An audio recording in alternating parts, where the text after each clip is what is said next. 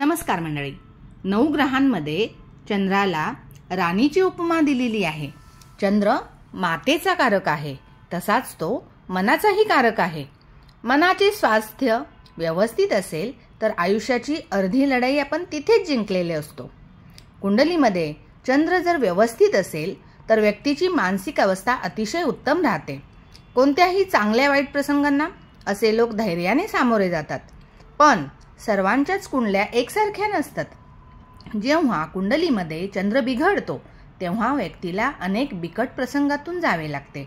कुंडलीत जेव्हा ग्रहण दोष असेल किंवा राहू केतू किंवा शनीच्या बरोबर युती चंद्राने केलेली असेल तर किंवा कुंडलीच्या खराब भावामध्ये किंवा स्थानांमध्ये चंद्र बसलेला असेल तर अशा वेळी व्यक्तीची मानसिक स्थिती प्रचंड खराब होते। त्याला मानसिक अशांती जाणवते। मानसिक दृष्ट्या खचलेल्या व्यक्तींच्या कुंडलीमध्ये चंद्राची स्थिती खराब असते। अशा व्यक्तींना सतत नर्वसनेसचे अटॅक येतात। अचानक थंडी वाजून हुडहुडी भरते, हातपाय गार पडतात। सतत अशा व्यक्तींना असुरक्षित वाटते, मानसिक दडपण येते, अनामिक भीती सतत वाटत राहते, झोप लागत नाही, तसेच भूक लागते पण जेवावेसेच वाटत नाही। सतत भीतीदायक, नकारात्मक आणि अनिष्ट विचार मनात येतात। अशा व्यक्तींचा आत्मविश्वास हरवलेला असतो। आत्मविश्वासाचा अभाव ही एक व्यक्तीच्या स्वभावातील त्रुटी आहे। यामुळे नोकरी व्यवसायात किंवा एकंदरीतच सामाजिक दृष्ट्या व्यक्तीला चार चौघात आत्मविश्वासाने वावरता बोलता येत नाही। अशा व्यक्तींचा प्रभाव इतरांवर पडू शकत नाही। अशा व्यक्तींना विनाकारण रडू येते, तसेच जीवन नीरस वाटते। तसेच अशा व्यक्तींच्या मनात आत्महत्येचाही विचार सतत येत राहतो।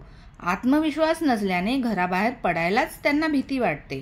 अशा व्यक्तींनी डॉक्टरी सल्ल्याबरोबरच स्वतःच्या कुंडलीतील चंद्र व्यवस्थित करण्यासाठी शिव उपासनेची साधना करावी, शिव रुद्राभिषेक करावा। दान हे कुंडलीतील खराब ग्रहांचे केले जाते।